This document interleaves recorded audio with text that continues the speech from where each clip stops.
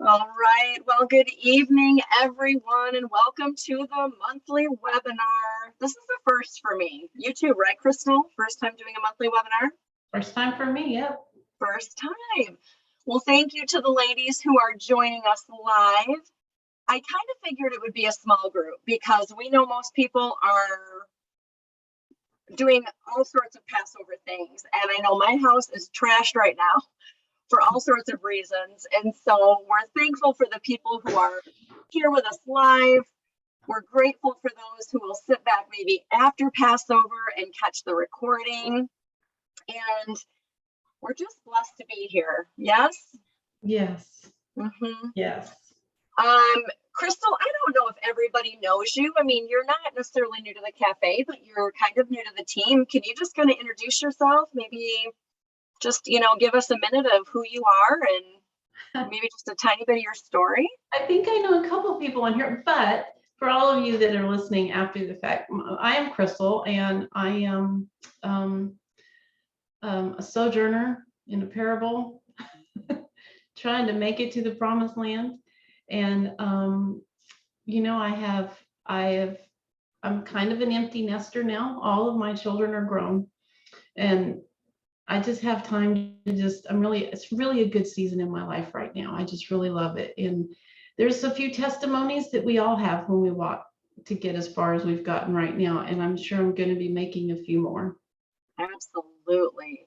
Well, you are the newest member of the Rooted Cafe team, which is awesome. And I'm excited that you agreed to do this. And we'll just tell the ladies that we believe fully that it was the Father's will for her to be here, because I had asked someone else before and they were a hard no. And Krista was just on my heart. And I knew she hadn't done a lot of teaching at the cafe before, but she's certainly an incredibly wise woman with wonderful background in history and Torah. So I just thought, well, I'm just going to ask her, right? Worst thing she can say is no. And the text was, oh my gosh, yes, you have no idea. And so we're excited. And we just did a little phone call last night just to say, hey, we want to keep it. This isn't going to be a Bible study type format. I prayed on this and I felt like I just want to be an encourager tonight. I feel like that's our role. And I feel like the Father's made it clear, like you don't need to teach them a lot. You just need to love them, because we are coming into a season where, it's right before, literally right before Passover. Some people I think are doing it Friday, some Saturday, some Sunday, but it's this weekend. It's within the next few days. And I know watching the portion page and just seeing that there's so many women who this is their first time, and there's a lot of stress and things going on, and that really got me into thinking, like, what's really important in this season, and how do we encourage people going in? And the thing that just kept coming back, no matter what direction my mind went, no matter what I was thinking about, was we're being called to be set apart.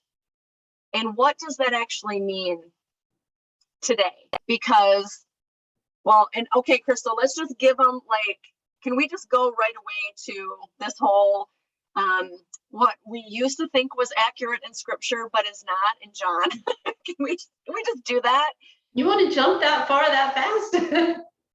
Well, here's the thing. I do, because we want to talk about what it means. And when I originally reached out to Crystal, and even Mary Catherine, as she was going to promote it for us on social media, I kept going into this phrase of, even though we're in the world, we're not of the world. And I kind of texted that to Crystal, and she's like, well, where in scripture does it say we're in the world? And it started this whole dialogue, which I think is going to be the foundation. And we don't have to necessarily get into that scripture right now, but the foundation of what we want to talk about tonight, because I know in my own personal life and in my own testimony, I even recently have had a lot of struggles with how do we genuinely, I don't even know if I want to say genuinely, well, I think it's always genuine, but effectively, what is the Holy One's expectations when he says be set apart? So we know set apart is holy. I learned just yesterday, thinking that in a lot of scriptures, that if you look up the word sanctified, it is the same thing. And I used to think of sanctified as something very different. I used to think of sanctified as, oh, I pray a prayer, I get saved, and then this whole process of just changing my lifestyle is the process of sanctification or being sanctified. But I don't know, Crystal, I want to ask your opinion on this, but I think it's so much more than that. It's not as simple as just, well, just start, changing a few things, stop swearing or, getting, control your anger or whatever. Being sanctified is so much more, right? Sanctified, yeah, that's very interesting, because people sometimes think that sanctification and salvation are the same thing. Right. And they're really not. They're two very different things. But when we come into this walk, we start seeing all of these things that were misconstrued or misinterpreted as we come along. We're like, have you ever heard that saying cleanliness is next to godliness? It's not in the scriptures, but yet we think that it's rooted in there. And when we come across that scripture, be in the world, but not of the world, I went to look it up, and I can't find where we're called to be in the world. And maybe it's semantics. Bottom line is that when I was doing my studies last night, I found more than anything else that we're called to be set apart, like you're talking about. And being set apart, everywhere in the scriptures, if you're set apart for a purpose. Are we not? You're not just set apart just to be ostracized. You're set apart. Say it again. Set apart for his purpose. We're set apart for his service. That's right. And so that even adds a whole nother layer to the definition of what it means to be set apart, because we should be looking different than most of the world. Yeah. So what happens is we get called and we're like, oh, I get it now. Nobody ever told us this. And then we're like, now we have to walk it out through sanctification. Mm-hmm. And being set apart is being sanctified. But it doesn't mean you just go over in the corner and stick your nose in the corner and just be different.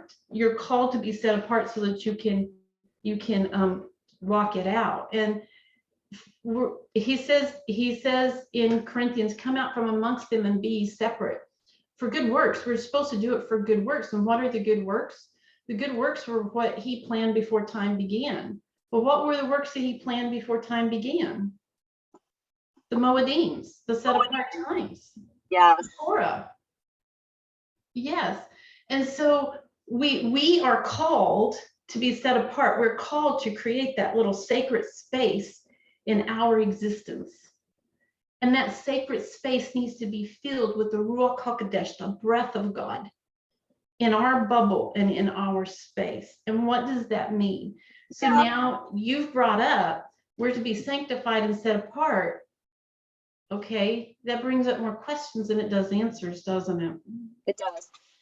And that's kind of what I want to talk about today. I mean, I said well, of course, I want the Spirit to lead this conversation, but we were talking last night, like, we're not going to get into a lot of scripture because I want this to be practical application, and I want to be able to give examples and even be dialoguing with the people who are on live, whether it's through chat or we have them unmute, but kind of talk about how do we practically apply this. But I do want to go back to Exodus 19 because I feel like this is the season where the covenant was given and the Israelites had just left Egypt, and they left everything behind, and that was a process of becoming sanctified, because they were in the land of Egypt doing all the Egyptian things, and then God used Moses to call them out, and he called them out, and actually this ties into John 19. I'm going to try to not get too sidetracked because I didn't really think about this, but I'm just going to go with it. But we definitely see before they came to Sinai, as he was literally giving the covenant for the first time, that there is a command, there is an order in 19:5 that says, if you diligently obey my voice and shall guard my covenant, then you shall be my treasured possession above all the peoples, for all the earth is mine. And you shall be to me a reign of priests and a set apart nation. So right out of the gate, as soon as they leave to Egypt, the first thing he says is, listen, obey and be set apart. Like if you obey, then you become set apart. So we know that obedience leads to set apartness. And Crystal, I 100% agree that we go back to Genesis. We go back to the garden and we see that the Moedim, the fact that he put the sun, moon, and the stars for the appointed times before he made humanity, that was intentional. And that was what the plan was. Go ahead. But check this out. He set them apart before they walked it out. Mm-hmm. Even in, we talked about Passover being the season of being set apart. When they were in Egypt, he said, in Goshen, I will set apart. And yes, they were in Goshen, and he set them apart in Goshen so that the plagues would not affect them. The first couple, I think they say probably did affect them, but from 3 on, didn't affect them because they were set apart before they started walking. Yeah, that's a really good point. Thank you for that. I hadn't thought about that, but you're right. Even during the 10 plagues, when things were going down in Egypt, you're right. He pulled them to Goshen and he separated them from some of those plagues so they would not be affected. Absolutely. But then what Crystal and I were chatting about yesterday and what we I got stuck on was John 15. And I could read the whole chapter. Read the whole chapter when you have a minute. It's worth it. But I'm going to start in 16 because I think that's where it really started to hit me was, the Holy One reminds us like, you didn't choose me. I chose you. So I had a plan. You did not choose me. I chose you to be appointed that you should go and bear fruit and that your fruit should remain. So this isn't a temporary thing. This is a permanent thing. So whatever you ask the Father in my name, he might give you. And we go down to verse 19. And well, actually, I'll read the rest. These words I command you so that you love one another. If the world hates you, you know that it hated me before it hated you. And if you were of the world would love its own. But because you are not of the world, but I chose you out of the world. That's where we're like, it doesn't say in, it says out. Let's stop right there for a second. Yep. Let's stop right there. See what just happened? That was a double out, not of, but out. Called you out. You were not of, you were called out. But what we're taught is that we're supposed to be in. And I think that sometimes is an interpretation, which we do. We live in this world, so it's not a wrong interpretation. I'm not saying that that's wrong. What I'm saying, though, is that when we dwell on the fact that we're supposed to be in the world, we are dwelling on a misinterpretation of it, because we are called to be separate and we're called to be out, and we're called not to be of the world. We're called out of the world, which is a double out, which is a double departure. And if you look those words up in the Greek, you see that they're both the same word: to not be part of it, to be out, to be removed, to be separated, which is the Greek word to be separated. Both of them. There's not one joined and one separated. Both of those words, called out and not of, are both the same Greek word, which means to be removed from, to be separated from. Yeah. So I'm going to just read that little section again. So it says, if you were of the world would love its own. But because you are not of the world, and I chose you out of the world, for that reason, the world hates you. So, okay. So now let's just get into practicality. I just wanted to lay the foundation and just put out there like where I felt like the Father was taking me this week and what was heavy on my heart. But I really started thinking about this, and I personally struggle with this idea of I want to be liked and I want to maintain relationships. And I started asking myself this week, but at what cost? Mm-hmm. Like, does it mean I compromise being set apart because I want people to like me? And I was sharing with Crystal that even in that mindset, the way I rationalize it to some degree is, well, there's always an opportunity to witness. You never want to burn bridges. And I think that all that's true. But I started feeling a little bit convicted of, You know, and we all, everyone has different views on where the boundary is, the boundary stones, as Crystal says, you know, for what they will and will not do on Shabbat, and what they will and will not allow in their home, and, you know, all of those things. And we're not here to judge anyone for what they do or how they live their life. But we each have this line, like this line in the sand.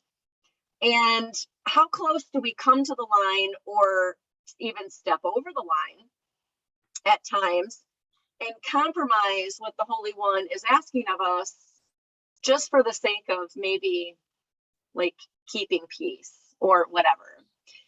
And I want us to think about those things. And I see that Gail hopped on. Hi, Gail. I love you so much. I'm so happy you're here. But you know, Gail and I've had these conversations. Hi. My friend Matiana. But we've had these conversations because I'll just message her as sort of a mentor, like, you know, sometimes I struggle with things in the world, and then sometimes I find myself just sitting right in the middle. So as we think about, like, what does the Holy One say about being set apart, and what does it mean? What's our definition? Where do we compromise? Where do we not? And I think coming into Passover, and Crystal, I want you to speak to this too, but I know that the Holy One has opened my eyes to a lot of things, of where areas where maybe I just need to do better because I am lazy. And those areas of the covenant where I just don't seem to mind if I cross that line. And again, for everyone that's going to be different, but I think we have to examine the line, Crystal. I guess that's my point.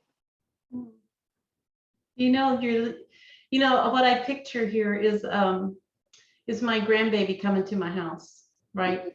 And it's so funny, as they are between the ages of 1 and 3, and they come and visit me. They come into the house, and I don't pick anything up. I don't put my glasses up on the top shelf or anything like that. So here comes this little 18-month-old who's just now learning how to walk into my house.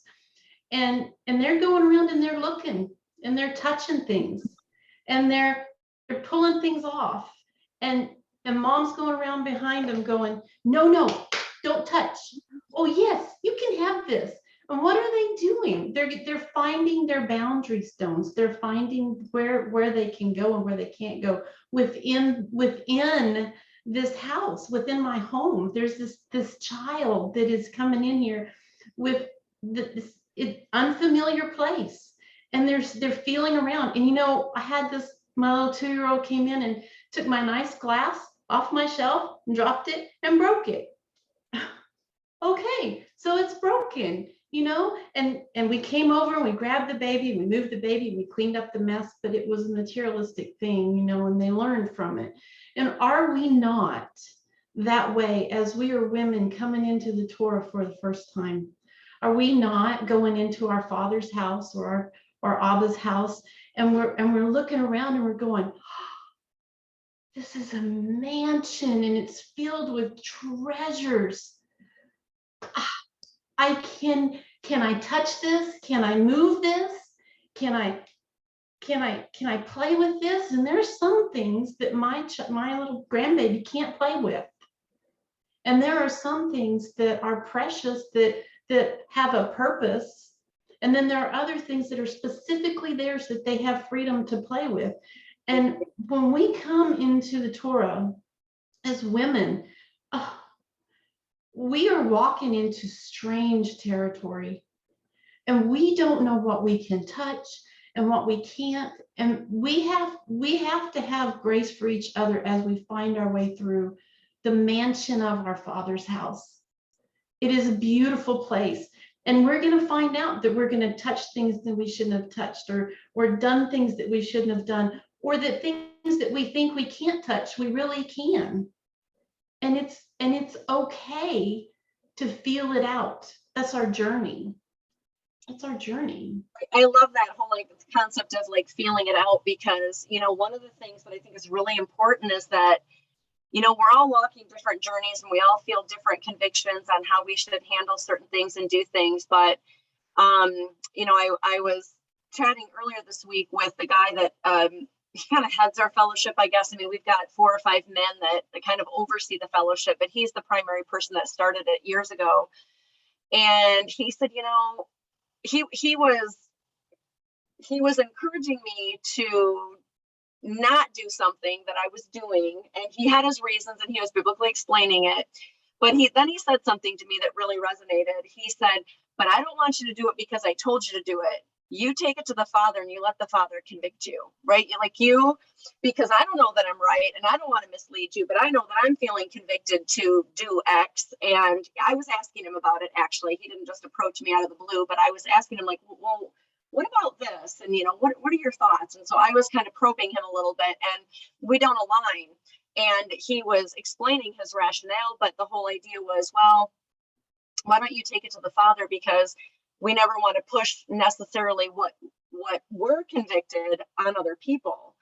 And I don't want there to feel like there's ever any judgment. But tonight, I mean, one of the things that I've just been thinking of, I mean, it just has been so heavy on my mind. And I think because in this season, as we're getting ready for Passover, not only has the Father opened up my eyes to some things that I need to be working on, but I think other things are penetrating my heart differently. And so maybe that's a refinement process where he is showing me some things. But I'm going to give an example, and it's kind of a strange example, but these are the kinds of things that I think about. So, and Gail, I'm so happy you're on the call, but I know that you're going to have so many comments, and you feel free at any point in time to unmute and speak, because this is totally your area. I mean, I know this is totally a Gail thing, which is maybe why you're on here. You're like, ooh, this topic, this is me. But she doesn't even know the topic. She's like, I don't even know what we're doing today. I don't know. Yeah, my husband's out of town, and so I'm free. Well, I'm going to tell you that you're going to love this, because this is right up your alley. So this Awesome. whole being set apart and what we allow and don't allow. And like I was telling Crystal, that I had an interesting scenario this weekend where my sister came to stay with me from Virginia with her daughter, who's grown and has 5 children. And so I had 7 guests in my house for the weekend, which was amazing. I loved it. And they are in a typical Sunday church. And so her little girls, age 10 and under, all they could talk about was how excited they were for Easter and for the Easter bunny to bring the Easter basket. And they kept trying to engage me in these conversations. And I felt so awkward, even in my own home. And I don't think my sister fully understood, but they're just like, well, the Easter bunny's coming on Saturday night, and he's going to bring me all sorts of stuff, and we're so excited. And we're gonna do an egg hunt, and all of this stuff. And I felt so out of place. And I thought, do I say something? Do I not say, how, it's in my own home, but how do I encounter this? Because they're not my children and it's not their beliefs. But I also felt really conflicted about being like, oh, that's so wonderful. I'm so glad the Easter bunny's going to come visit. I really was like, okay, so this is how Crystal and I started talking about, and I'm going to retract after I say it. This is how it came up. Well, how do we be in the world but not of the world? And that's when her and I started diving into, well, it doesn't ever say in the word that we're in the world. As we read in John 15:19, he said, I chose you, or because you are not of the world, I chose you out of the world. But those things really convicted me this weekend. And then in the same weekend, the second oldest lost a tooth and wanted to know if she could put the tooth under her pillow for the tooth fairy to come. So I was just whammed with all this stuff. And, I know, and this is why I said, Gail being on here, because if you know anything about Gail, she's so gentle and loving in her approach as she handles people. And I'm traditionally just not. Okay. I am the opposite of that. I tend to come down a little bit more like sledgehammerish, which I'm working on. But these are things where, as we engage in society and we engage in the world, because we do live here, how do we navigate that and maintain being set apart? And I'm speaking a lot to the newer people, because I know this is an area I struggle with, and I'm thinking I'm probably not alone. That we have to figure out where our boundary stones are and what will allow in, not just even inside our hearts, because I think that's one thing, like what you choose to take in, but then a whole nother thing of, even allowing in our homes, or when it's okay to speak up and not speak up. I'm going to tell one more story, and then Crystal, I want you to hop in. So a few months ago, I had something also very similar where a group of friends that I used to hang out with years ago, like 8-10 years ago, long before I came to Torah, long before that. And I had a shady past. Let's just say that. I came from some rough things. I had a period of my life that I'm not happy about. I mean, I look back and I know I was in complete rebellion, and I've repented for all of that. But I have this group of people from that time in my life also. And during that time in my life, those people were incredibly important to me. They were like family. Well, one of them recently wrote a book, and he wanted to get us all together for lunch and to go out for drinks and stuff after. But I knew the group that I engage with, that group, that none of them walk according to the word. None of them are believers. None of them are following. And for days, you have to ask Robin Bale the story. For days, I was so anxiety ridden over, do I go or do I not go? Because I've got two choices. One is I can completely disconnect and separate from them because they invade my sacred space. They don't allow me to have a sacred space, really, because they just fill it with all sorts of things that are not pleasing to Yah. I either eliminate them, or I try to keep them in close relationship because I want an opportunity to witness at some point, or I don't want to close a door. I don't want to create a situation where they don't want to talk to me. And if there's ever a question or an opportunity to plant a seed or something, I don't have that. So these are the things that I've just been thinking about, and I'm curious Crystal's opinion, but I don't know if this is a lot of webinars, but I'm the host, so I'm going to do it. If any of you have thoughts, I would love for you to unmute and share, because I think this is a platform where we have to learn from each other. And how does it look that, I mean, we know we're set apart when we keep Shabbat and we keep the Moedim. We know that that's the holy ones. That's like, I'm going to call it like the base package, right? Like you are walking in his appointed times and you are doing what he's commanded. But that isn't every day. Those are just seasons, spring and fall. So I'm thinking the bigger picture of the everyday. So I'm going to be quiet, Crystal. I've talked a lot, and I would like to hear your comments, please. I wrote down a couple things that you were talking about. You were talking about, your boundary stones that we had discussed. And I think that goes right along with your sphere of influence. Yeah. And I think that we need to understand that our sphere of influence changes from day to day and from situation to situation and place to place. And our boundary stones are established based on our sphere of influence.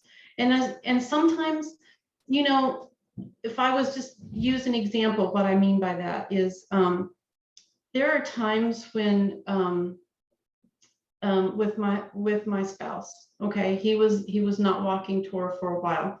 My sphere of influence was my heart. That's as far as my bubble expanded. And I had to put my boundary stones around my heart, make sure my heart was circumcised, and make sure that my heart was guarded, even though the things within my home could not walk out the Torah quite the way that they needed to. And then as the Lord expanded my sphere of influence, it began to encompass my family or my home a little bit more, because I was faithful with the heart. I was faithful with the little bit. So he gave me more. So your sphere changes, and your boundary stones, where you put them, the boundary stones is more used along the line the commandments of the Lord. Okay, so let me change that to hedge, or where your hedge of protection is. Okay, so for me, what I have studied from time to time is that my sphere of influence changes from situation to situation, and I need to be careful not to inflict my sphere of influence in areas where they don't belong, because when you do that, it inflicts pain, because you're not authorized to be in that area. And that's where I think that's where the word grace comes in. And sometimes it's overused, sometimes it's underused.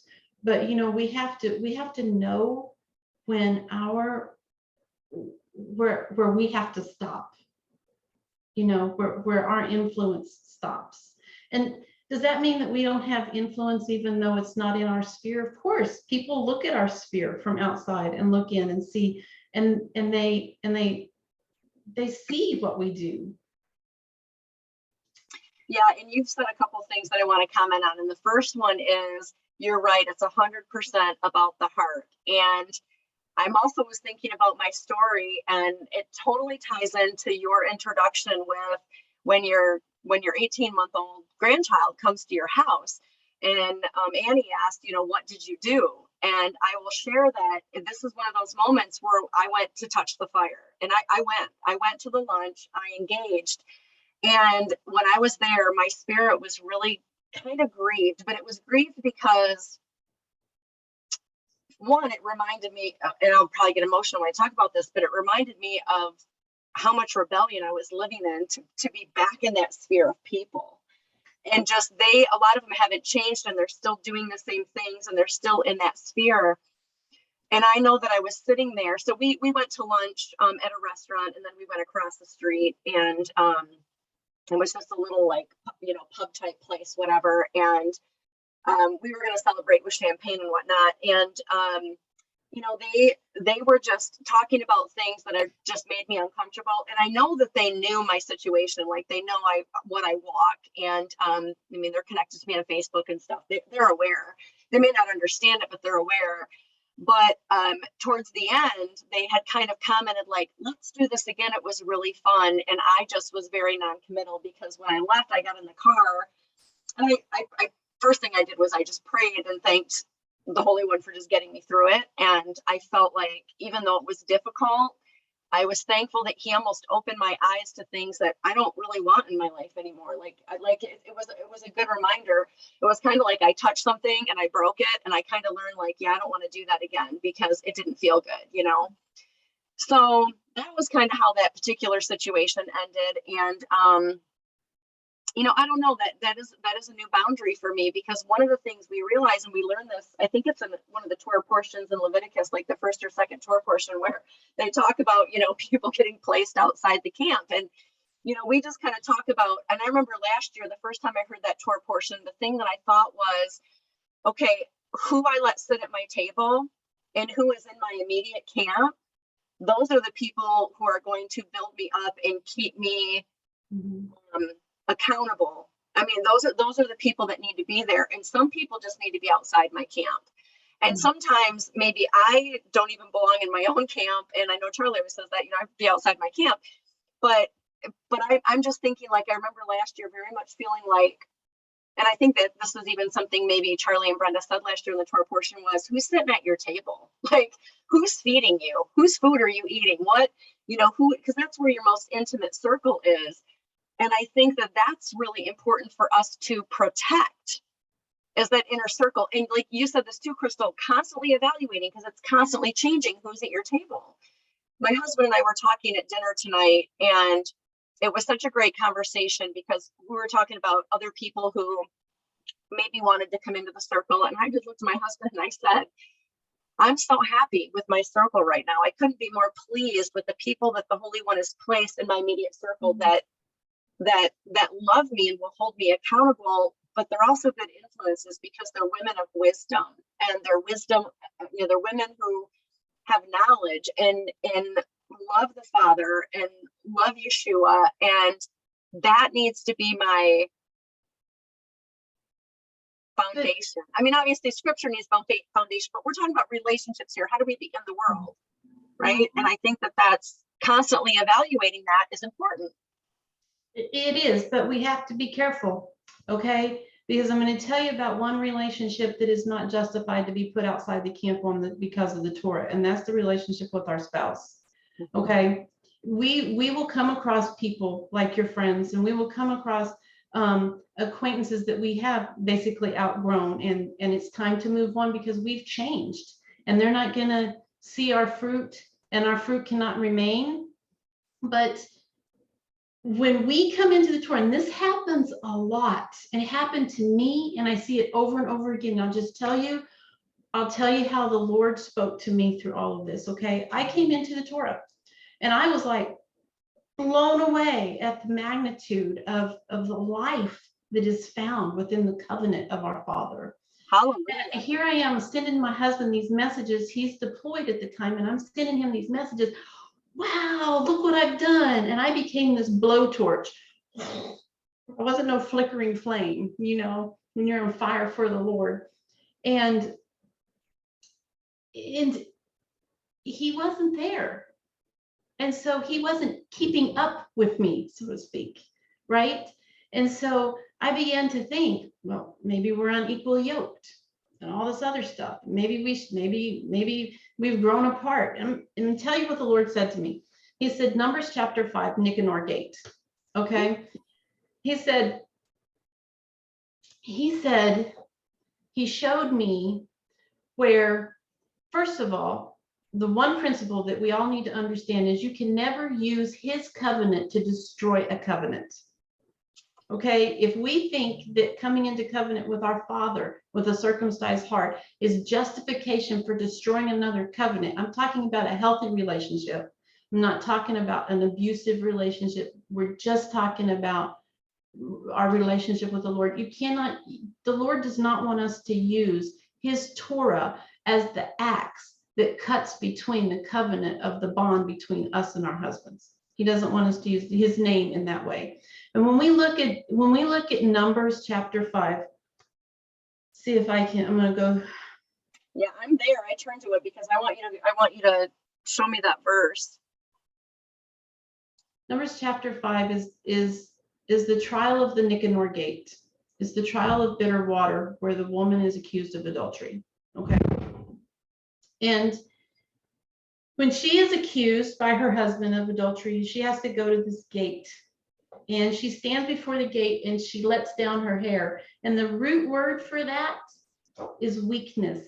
She shows her femininity. She shows her vulnerability. Okay. And she puts out her hands, and he puts a grain offering in her hands. And the root word for hands is to bow down. It's a symbol. When you see this in the root, this woman is going to this Nicanor gate, humble, broken, and bowing before judgment. Okay. And what happens is the high priest, he goes in there and he picks dirt up off the floor and he puts it in this cup of water. And I'm just paraphrasing all this. You'll have to go back and read it because it's a whole big study that you can do on this. But he puts this dirt from the floor of the temple into this water. But then he also takes on the scroll and he writes out the curse. May the Lord curse you. May the Lord bless you. And all this. And he takes that scroll and he washes it off in that water. He washes it off in the water. I'm going to tell you, this is the only place in all of the stages and everywhere where the Lord allows for his name to be erased. It's the only place. And he washes it off, and then the woman, she takes the bitter cup and she drinks it. Okay. And when she drinks it, she's drinking in his very name. Ladies, if you're out there and you're hearing this, I'm going to tell you right now, he cares more about your relationship with your covenant, with your husband, and your healthy relationship with him than he does his own name. He says, don't use my name to destroy that covenant. I'm not a covenant breaker. I'm a covenant keeper. Amen. Okay, he's a covenant keeper. But what I also want you to know is that when she is innocent, she is blessed. She's blessed. And let's just take this a step further, and not even talking about Torah. We as women are accused daily. We are beaten down by the enemy of our soul on a regular basis. We are accused, and we're all the time going, because the Satan is all the time, if it's Satan or however you want to, evil, whatever, accuses us of not measuring up, of not being good enough. We didn't do Passover right. We didn't do Shabbat right. We didn't light our candles right. We didn't handle the tooth fairy right. And we all the time are going before that Nicanor gate. But I'm going to tell you what happens is the minute we stand in front of that Nicanor gate and that priest comes down with this bitter cup to give it to us, our Yeshua stands between us and that gate, and he drinks that bitter cup. What did he do on the cross? What did he do on the cross? There was a cup that was raised up to him, and he drank a bitter cup. We are no longer guilty as women when we are accused and taken to that Nicanor gate. We will be blessed if we honor the fact and we walk it out and we do the best that we can to not be a covenant breaker. We can't do it. I stood before that gate accused. And I saw where he's told me, he said, no, I'm going to tell you right now, I see the battles that you have. I see the struggles that you have, and I see the heart that's circumcised.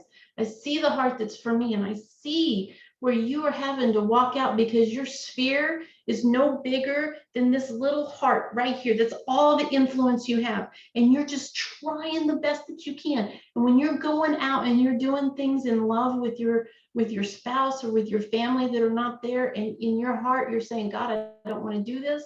This is not right. You know, I don't want to destroy what we have here because of this we have here. Please hear my heart and let my family be sanctified because of me, because I'm trying, because I'm choosing. And you know, there's been times, just not too long ago, we did Havdalah with Annie, and she was talking about salt. And I just love the fact that she talks about the salt that she puts on the bread, because without salt, there is no sacrifice. And she talks about how salt is in our blood, and it is in our sweat, and it is in our tears, ladies. It's in our tears. And when we come before the Lord on our knees and we're offering up our sacrifice of praise, we are salting our sacrifice with the tears that we shed. And he is receiving our sacrifice of praise. He is receiving our prayers, and he is going to hear us, and he is going to see us through these struggles. And he will bless us and bless our family on the other end. Just so you know, 14 years later, okay, 14 years ago, I went to a little church called Bet Ami.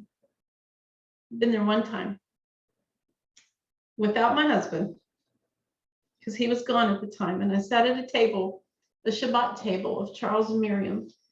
And Charles spoke the very first blessing I had ever received from a father over me.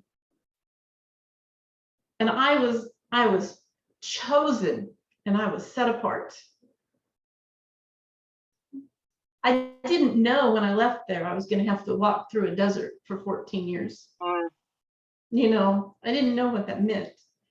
14 years later, I'm back at that congregation with my husband and with my spouse. And don't think for 1 minute that it wasn't a journey to get there, or that it's not still a journey, because we still, you know, see things differently on some things. But being set apart does not mean that you don't have to walk through the desert. Yes. And I think that's important to share, because I think sometimes people feel like when you come into this walk, things are going to get easy. And, you know, we read this in John 15, where he's like, listen, if you're set apart, if I have called you out of the world, you are going to be hated and you are going to be persecuted. And I think now you're talking about something different, because you're, you know, speaking about your marriage, and I know you shared with me your personal testimony about how that, you know, how he was transformed. And I have to share with you guys, like, okay, Crystal and I have a really interesting history, because the Holy One, this is how amazing he is. Years ago, Crystal and I were taking both an online class through Colorado State University. This was years ago. Didn't know each other. I was not walking in Torah. She was the only person I met in that class, and we had just kind of connected online, and we had exchanged phone numbers, and we had texted to the class trying to help each other. Years later, just like a month ago or so, she gave me her number to text her, and I sent a text, and I have this whole thread to this number from like 2017, and I'm like, I just met her. Like, how could that possibly be? And lo and behold, we discovered that the father had put us in the same class years ago, and I had kept that thread of text messages. And so anyway, and then another quick story with Crystal that I just need to share is that I met her at Bethany in person when I went for Hanukkah, and I went to visit Robin in Oklahoma. And I didn't know her. I mean, I was kind of introduced to her, and I didn't know this was the Crystal from my class years ago. Never, because I'd never met her in person. But there was a very beautiful moment with her and her husband, and I felt totally like a creeper because I pulled out my phone and I snapped a picture of this couple I don't know, because what I saw in them was so powerful that it brought me to tears. And I didn't know them, but just literally looking at them made me cry. So I took a picture, and afterwards I went up to her and I said, please don't think I'm weird, but I took a picture of you and your husband. I captured a really beautiful moment, and I really would like to send it to you. And so I did end up sending it to her, but she had to walk through a lot to get there. And I also feel the need to kind of just share, and I want to veer off in a slightly different direction for a minute of, you know, ladies, I think we really need to start thinking about our boundary stones, and we need to really start thinking about who's sitting at our table, and we need to think about, and again, I totally agree with Crystal that this doesn't mean that if you have a spouse that's not walking in covenant that you just, pitch them to the curb. Like, we're not talking about that, because that covenant is really important to the Holy One as well. And he can honor that, and he can work it out for his good and for your good and his glory. But we want to think about these people, because this is my personal conviction. I'm not necessarily taking the whole stance of the Ruby Cafe. I can't speak for anybody else, but my personal conviction that it's going to get harder and harder to discern who should be at our table, and it's going to get more and more challenging to be in this place but not be in this place, to be called out and to be set apart. And I think we've all seen that over the past year or two with just different things that have happened out there in the world. And I don't know, personally, I don't see it getting a whole lot better. But as the world grows darker and good becomes evil and evil becomes good, which we know the scriptures say is going to happen, making sure that we have those boundaries and that we understand what we should allow in, and the things that we should, and I'm going to use the word tolerate for lack of a better term right now, but what we should tolerate. How much do we want to stand up for what we believe in? And when it comes down to it, are we going to be a Peter? And I say that because I've been reading of that this week as we've been preparing for Passover, when, Yeshua says, you're going to deny me 3 times. And Peter was like, I would never do that. But as the pressure mounted and there were things happening out in the world at that time, he caved. And I want us to be thinking about that. And really, I think this is a season, and Crystal, you said this to me the other day, this is a season of being set apart. And the first way we do it is by acknowledging Passover, unleavened bread, first fruits, and we keep the Holy One's appointed times, and we don't engage in the world's times. We separate from those things. We don't do Easter, and we don't do that stuff. But these seasons are hard because these are seasons of testing too. And on Erica's new moon call, as we're coming into the month of Adar, if you have not listened to that, seriously go listen. It was incredible. But this is a season where there is sifting and shaking, and things are being revealed. But it also is very much a season where eyes are going to be open to truth. And so there is going to be a lot of revelation coming out in this season. And where's our heart, and who are we listening to? I don't know. I even think about that. Like, when you see things on Facebook or YouTube and you're like, okay, do I want to even listen to this and internalize it and take it in? Because we're called to be set apart and we should not be looking like the world, whatever that is to you. You have to define that for yourself. Yeah, that's a tough one because, you know, when we're talking about being in the world but not of the world, that being in the world means to become complacent. And I think that's why we can't find that in the word, because we shouldn't become complacent, because complacency leads to compromise. Mm-hmm. And compromise leads to assimilation, and assimilation leads to dysphoria or exile. And that's why we're in the situation that we're in right now. And that's why the Lord is coming along and saying, okay, I'm going to bring you all back home.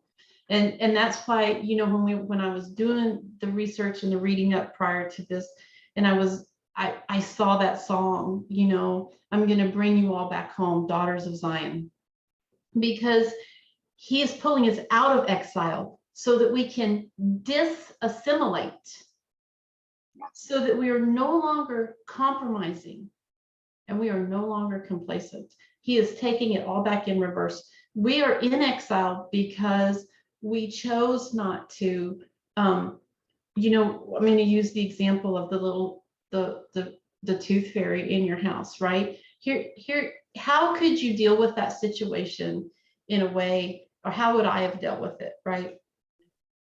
In the season that I'm in right now, I would say, oh, well, I personally don't believe in the tooth fairy. I don't do Easter either. Why not?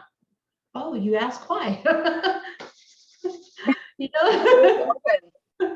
But, you know, I bring it back to, I don't do that. I don't acknowledge that. I don't entertain it. So that's good. Go tell you're more than welcome to tell your mom. You're more than welcome to, you know, have them discuss it, because that's not my sphere. But I'm not gonna forego my hedge, my place, by entertaining it. That's how I would handle that situation. Okay. Mm-hmm. I don't know. Did you say how you handled it? I really just kind of ignored it because I was not prepared. And I was sharing with Crystal yesterday that I had some things that went through my head, like, do I address it with my nieces? I mean, she's 7 or 8, you know, that was kind of an odd thing. Or do I address it with my sister later, or my niece, and say, you know, I just want you to know that those things are just not things that I mean, obviously they know I celebrate Passover and not Easter, but they celebrate Easter and they think I'm fruity, right? Like they think I'm a complete nut. So it was a very strange situation. And the thing is, now I've only been in Torah less than 2 years. Well, actually it was 2 years this month. So, well, I say that the Holy One revealed to me to leave tradition behind 2 years ago, but I didn't really start studying Torah until last year. It was right before Passover last year. So I've only really been studying it and in fellowship with people like in the portion and other things for a year. So this is my first time going through the spring feast and really trying to figure out, how do I navigate this with family? What do I say? What do I do? But it is this time to learn. And that's why I wanted to bring it up, because I know that there are a lot of women new to Torah who are like, man, I just get into my family's home and they do all this stuff. And, you know, can I go eat Easter dinner with them? And can I do this? And I think the position of the Rooted Cafe is that you need to take that before the Father and you need to figure it out. We're not going to sit here and tell you what you should and should not do, because I think he reveals to each of us different things in different times and in different ways. And you have to walk according to your conviction and do what the Father tells you to do, not man, even though we're here to support you and we can give you our opinions, but we would want you to be convicted by the Father. But you know, we have differences in that. People ask all the time, oh, there's a wedding on Shabbat. Do I go? Do I not go? And I guess the whole point of this night is because I have been struggling. It's all about me. You know, I have been struggling with this, and I have been asking myself, like, this is what the Father's showing me in this season as I'm preparing for Passover, is there are things that I need to draw a harder line on. There are things that I need to get rid of that I know are not within the boundary that he wants me to be. And Crystal, thank you. I mean, you're giving so many perfect words to just compliment all the things I'm thinking. Complacency. it's this idea that, well, I don't want to hurt anyone's feelings, or I don't want to damage relationships. So I'm just going to kind of go with the flow. And I think one of the things that he's shown to me in this season, which I certainly have not mastered, and I don't even understand it all, if I'm being honest, is, Jen, you need to draw a harder line in the sand, and you need to stand up for what you know is right. And it doesn't mean, and I wish Gail was still on, I know her internet was bad, so she got off, but this does not mean we go out and we become Torah terrorists and we just slap everyone silly with "you're wrong" and hardcore no's. But Crystal, this is the thing. I mean, we've been friends for just a short while, even though we've known each other since college. I love to say that. But you know, your approach is very different than mine. And I really respect your approach, because you definitely have learned, you've been walking this longer, but you have your boundary stones, and you know, and you say it with love and respect to your family, but you don't compromise. And I think that's what the Father's showing me, is where I've been compromising, and I know better, but I just don't feel like ruffling the feathers. So I just continue to roll. You know, that's going to look different for different people. Exactly. That's going to look different for different people, because, you know, guarding my heart and standing true to my convictions might not been as quite as obvious early on in my walk. And for all of these dear sisters who are in different places, one who might be early on, it might look a lot like compromise. It might appear that way on the outside, while her battle is very much on the inside. But you know what's wonderful about the Torah cycles in this is that we get to go around the sun over and over and over and over and over again. And every year we get to do it a little bit better, or make it a little bit different, or discover it just a little different way, or we have a different way of looking like we're not compromising. We get stronger. It's like lifting a weight, you know? I was just thinking that. It's like, Yeah. and I do agree that well, not even every season, literally every time you're put in a position, you have an opportunity to strengthen your faith muscles. You know, you did. I mean, it's funny because sometimes the Father will open my eyes to a scripture, and like we had this the other day, where all of a sudden it's like, boom, eyes open, not doing it again, done. Other times I feel like he's a little bit more gentle with me, and he's like, yeah, you're not understanding, but I'm going to keep showing you. I'll show you a different way, and I'll show you another way, and I'll show you another way. And it takes me a really long time to get it.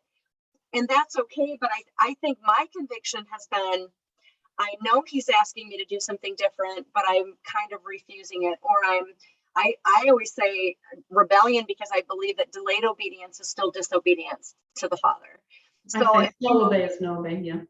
What's that? I used to tell my kids, slow obey is no obey. So, you know, I say that too. Delayed obedience is still disobedience. And so if I know he's convicting me of something and he's asking me to remove something, but I'm sort of hesitant to do it, that's a problem, because I do want to be set apart. And so anyway, I know we've got to wrap up here in a minute, but I want to do one more point before you close. Go ahead. Okay? Go for it. You know what, we as women, once we see and come into this understanding, we start rearranging our house. We start remodeling our home, correct? That's kind of what we do, you know? So we realize, wait a minute, we need a full remodel going on. I want to encourage each and every person, don't go in and tear down any load-bearing walls. Yes. You know, because you can't remodel a home if you tear down a load-bearing wall. You can't do it. God is not the God of destruction. He's the God of reconstruction. You know, so when we come into the Torah, we're going to remodel some things. You know, we're going to remodel some things, and we can't tear down any load-bearing walls. But we do have to walk in obedience. And you said one thing in there about we have to wait until sometimes we say, well, that I'm not convicted of that. I'm not convicted of that. You know, I want to challenge you that if the Word of God says it and you're not convicted of it, is it a heart condition? Mm-hmm. Because there's more to, if you're not convicted of something that the Word of God specifically says, then do you just throw it to the side because it doesn't apply to you? Or do we relook at our heart condition? You know, so we have to be careful when our husbands say, or our spouses say, or our families say, well, that I'm not convicted of that. Because that right there tells you, you don't need to go tear down that load-bearing wall. You need to pray for a heart condition. That's what's going on here. It's not about going in and just you just don't go in and destroy things. You're rebuilding it. You're remodeling it. You're not just. You said this great in the beginning, Crystal, when you identified that, you know, in the beginning, it was, you know, your space was just your heart. You know, that was your space. That was your people, or, you know, whatever. Sphere of influence. Sphere of influence. There we go. Thank you. That was your sphere of influence. And it does need to start in the heart and expand out. If we try to start out here without having the heart first, then being set apart is going to be really hard, because anytime we can blatantly walk in disobedience, or, you know, I think of Hebrews,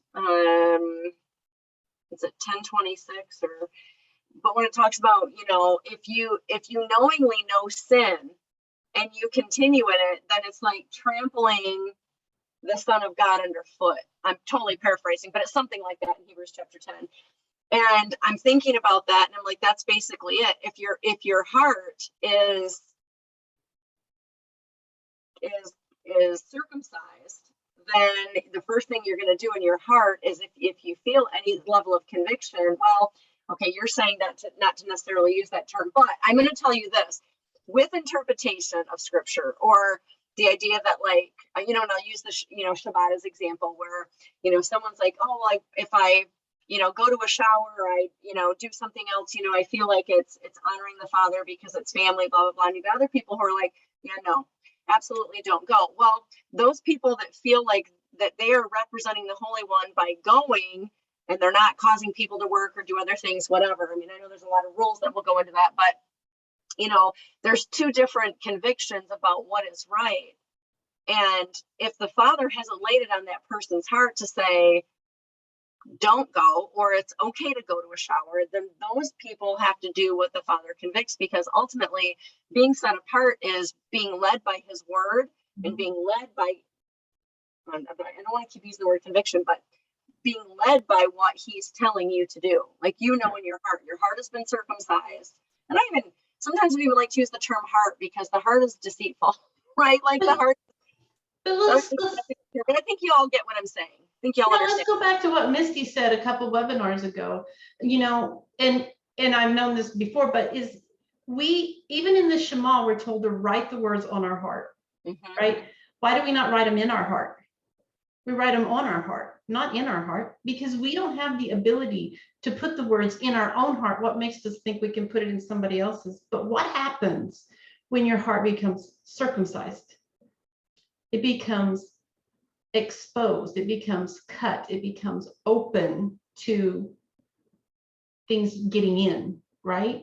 So when you circumcise your heart, you open your heart to the word, it comes in.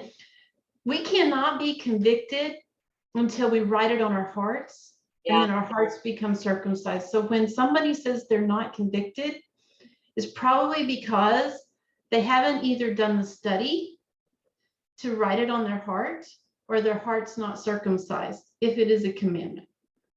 Do you see what I'm saying? So we have to put it on our heart. And that's the same thing. That's the same thing with our loved ones. You know, there are some things that are just, that you can't, that are not taught, they're caught. And I used to say, what's the difference between a preacher and a teacher? Do you know? So a preacher tells you, a teacher asks you. Yeah. Okay. That's good. So we are not to be preachers. We're a kingdom of priests, but that's not what I'm saying. When in our home, we're to be teachers, and teachers allow an atmosphere where questions can be asked. They allow the freedom to stumble around. They allow the freedom to make mistakes. They allow the freedom, and they just kind of toss it out there in the air and let it land on their heart, and then let the Holy Spirit do the work, because it's not our job to play Holy Spirit to our family. It's not our job to bring conviction or to break a heart. And oh, how we do that. Do we not with our words? Yeah. It's not our job to do that. That's good. All right, it's time to wrap up.